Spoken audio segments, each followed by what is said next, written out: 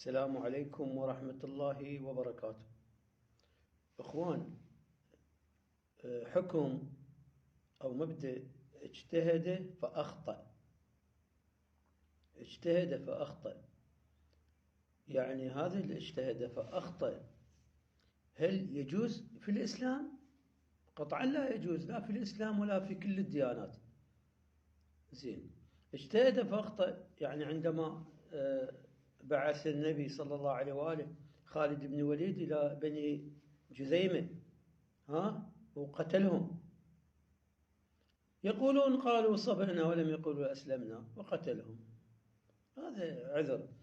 الثانية عندما قتل مالك بن نويرة اجتهد فأخطأ. عندك معاوية حارب الإمام علي، اجتهد فأخطأ. يعني كل واحد يسوي له جريمة يعني ويقوم بفعل ما يرضى الله ورسوله، اجتهد فأخطأ. زين، احنا هذا المبدأ يمشي على الكل. إذا هذا المبدأ يمشي على الكل، طبعا مو يمشي بس على الإسلام، يمشي حتى على الأمم السابقة، يمشي حتى على الملائكة، حتى على الملائكة يمشي، حتى على الشياطين يمشي.